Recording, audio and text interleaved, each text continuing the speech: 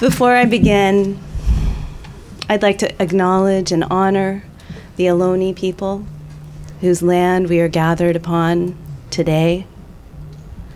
And in the tradition of my Celtic ancestors, I'd like to invite in the directions. In the east, the element of air, the courage of dandelion.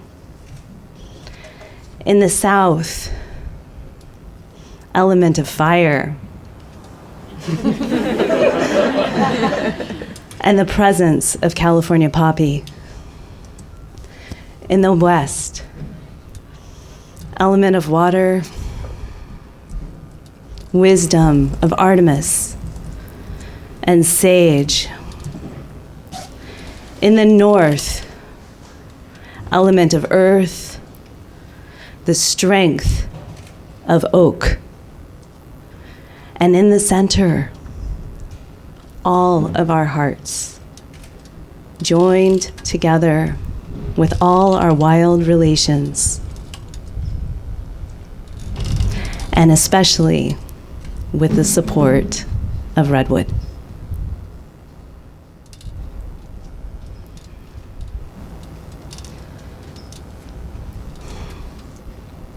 Do you remember when you were just entering into middle school?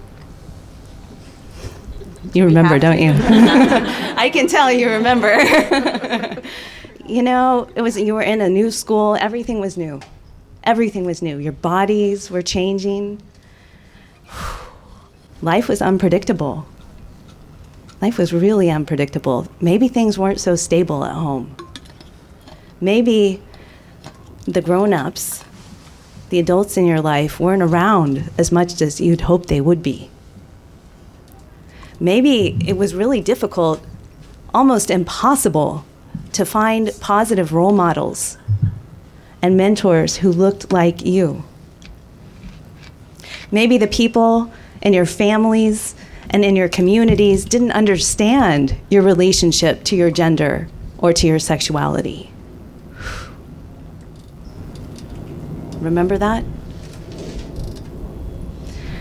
In today's world, youth are swimming upstream like salmon, swimming against the currents of social and environmental justice to find their way home, in their bodies and in their communities, so they can realize their belonging in our world, exercise their voices, and engage their leadership in support of the change they so desperately want and need to secure their own futures and the future of our planet.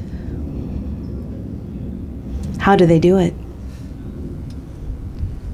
How do our youth develop the muscles they need to grow in grace and grit? At Gaia Passages, we know that youth grow themselves best when they are rooted in their bodies, in their communities, and in deep connection and relationship, partnership, really, with nature. That's why we've developed programs that help girl-identified and gender-expansive youth grow. In our school and nature-based programming, we offer culturally relevant, nature-based programs for our youth. These are they. Starting in second grade, and we take them through the teenage years. At the youngest level, we have our wildflowers. This little packet is filled with cedar. They know cedar protects them. This little packet was created by one of our wildflowers and given to me as a gift. I knew I wouldn't be okay up here without that. I learned from them, and they learn by being steeped in a community of supportive peers, guides who lead them, and a strong, supported group of elders, also supporting and leading the way. As our kiddos get older, they enter into a 3-year rite of passage program. This is in the middle school time that I was talking to you about. This is a 3-year, deeply immersive program. You asked that question earlier about breadth and depth. Our model is based on depth and deep immersion. Over the course of the 3 years, oh yeah, I've got a prop for that.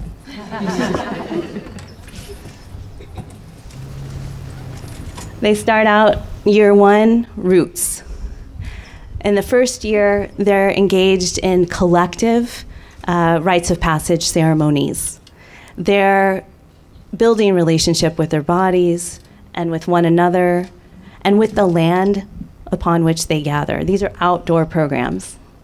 And so building that deep relationship to land in year 1. Year 2, they're starting to harvest the fruits of their experience. They're experiencing more physical challenge, skills challenge, how to make a fire and tend a fire, how to be out in the dark, how to sleep out overnight. This is the year where we have individual rites of passage ceremonies. So it's about that individuation process. And in the 3rd year, there's a lot of integration and emergence. This is the seeds, the dandelion seeds, spreading back those gifts, bringing those gifts back into their communities to help address the challenges and the needs of the communities in which they live. What I'm most excited about right now is our new Rites of Passage program in Richmond, California. Go Richmond. This is a full scholarship program, and it's for girl-identified and gender-expansive youth of the global majority. It was developed by Martha Sobrepena. For those of you who watched the original submissions, she gave the submission for Gaia Passages. She made the video. She developed the program. She couldn't be here today because she's on a wilderness quest this week, so I'm here to stand in and support our team. So Martha Sobrepena developed this in collaboration, though, in a new partnership with Yes, Nature to Neighborhoods.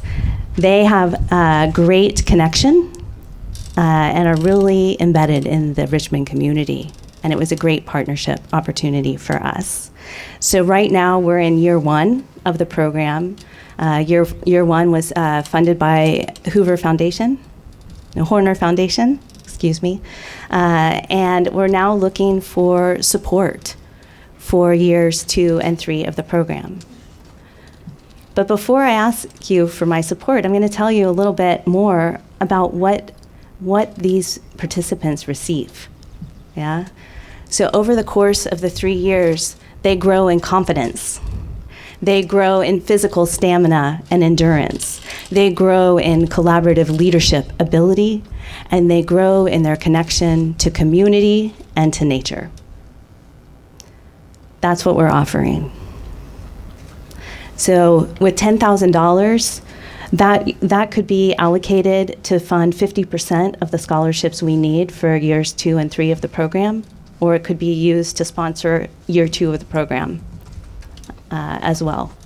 So it could be used in either of those ways to give this scholarship support. This support goes to really strengthening and building the leaders of tomorrow. The leaders who care about one another, who care about our communities, who care about this earth, and who are interested in co-creating a more sustainable, just, and resilient world. I'd like to invite you now to slow down with me and close your eyes.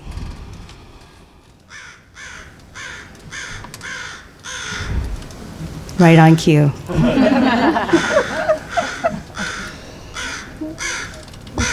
Listen to the crow. Listen to the raven. our allies in communication and in community. Now, with me, imagine yourself strong like mountain. Imagine yourself warm like fire. Imagine yourself flowing like the water.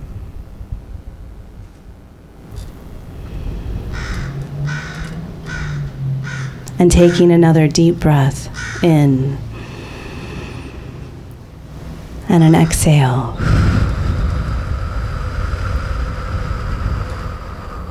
And one more inhale and exhale.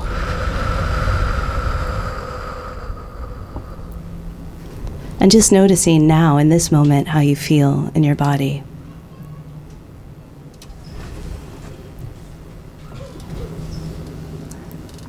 This is just a tiny taste of what it means to be a Gaian. I'd like to close out with a quote from one of our caregivers. Each time I picked up my daughter from her meeting, I realized I had to recalibrate her maturity. She greeted me with a raw exuberance and would radiate the positivity that she absorbed that afternoon. And she was just a little bit older each time and was pleased with herself about it. Watching a girl grow is truly awesome. And Gaia helped her grow with grace and grit.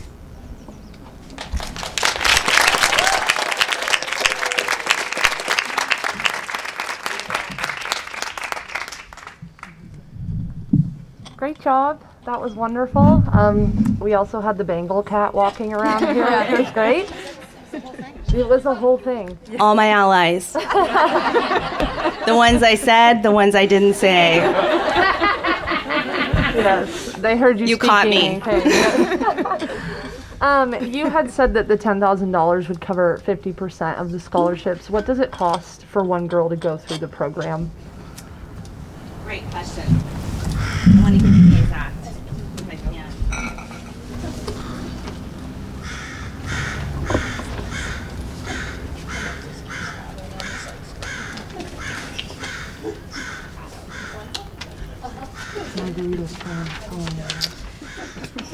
So it's approximately $1,400 per participant per year to go through the program.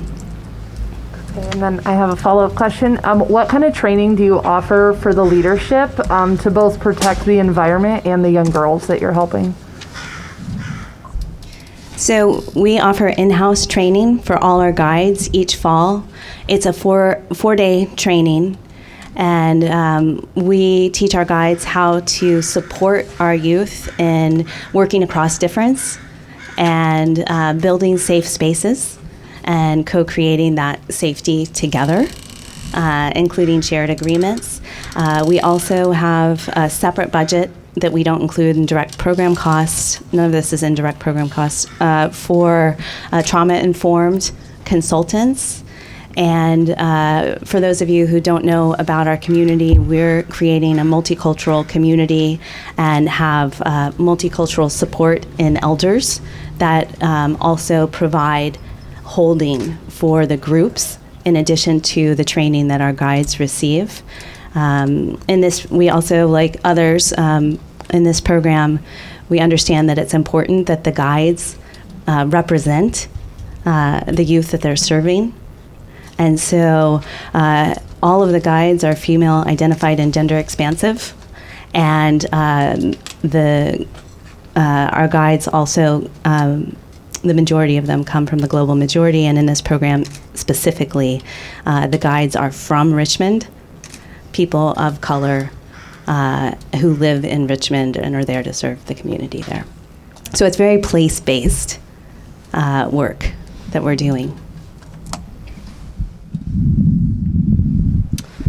Powerful presentation. Loved it. This is such a unique program, specifically, for the Richmond area. How do individuals go about applying here? For this is a pilot year for this program. It's our first cohort in Richmond. And the group was, I know that yes, Nature to Neighborhoods helped to do reach out in the community to provide invitations. I can see over time as this develops that there will be a more extensive application process. But this year it was just about reaching out to families and youth in need and making sure they got an invitation. How many, or it's a year-long program, but how much is happening in that year? And I'm mostly asking because honestly, $1,400 a person doesn't seem like that much. So just kind of wondering like how many sessions is happening with the girls in the year. Let's see if I have that. I know that they have a full day once a month. I know that they have overnight campouts. I know that they have, and they have a family camp opportunity as well. My feeling is it's like maybe 10 to 12 full days. But I'm not on the program side, Martha is, and so I would have to look up those details for you to be specific about how many program hours. Yeah, thank you. But it's at least 1 weekend a month they're working together. Some of our programs meet in a different structure, which has been after school. An school year program, and then with the campouts. So some of our rites of passage programs have that after school rhythm. Then with the overnight campouts in the spring. This is specifically a new structure for us, and part of what makes it new and interesting is that we realized that afternoon programming doesn't allow us enough space and time to go as deep as we want. So getting together on a Saturday and having the full day is a lot more immersive and supportive for the groups. Thanks so much. I have 2 middle school girls myself, so I'm in the thick of it. Sometimes I wish I could just close the door and have them wander out into the wilderness. But this sounds like a better plan. What I'm wondering is, in your first year, what have been your biggest lessons learned, and how has that helped informed either year 2 or 3, or the next iteration of year 1? Well, in this first year, there was a lot of work being done to develop the partnership with Yes, and a lot of really assessing the curriculum to make sure that it would be culturally relevant for this group, right? So it needs to be tailored for the individuals that we're serving. And so, that takes time. Takes time. And we were blessed that we could pull it off. I think the group started in March, and that may be a supportive rhythm for us rather than in previous times our groups have started more in the fall. And just with COVID, we needed more time for planning and just to have that solid foundation to really support the group. So moving forward, that piece has been done. So that's the part that gets easier when you pilot a new program. There's a lot that goes into refining the curriculum for the group that you're serving and setting it all up. And then you get to build on that by adding groups as funding increases and by increasing group size as COVID restrictions lift, et cetera.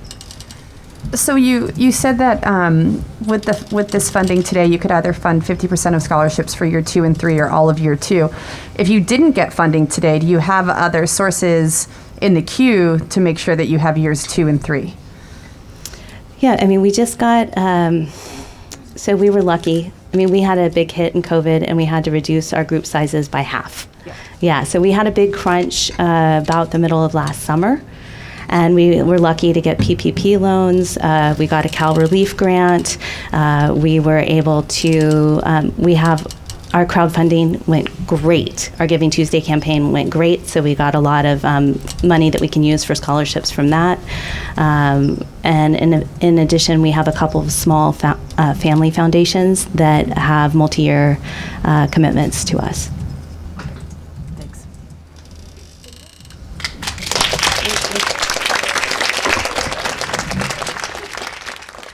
Kathren, I hope you don't mind me sharing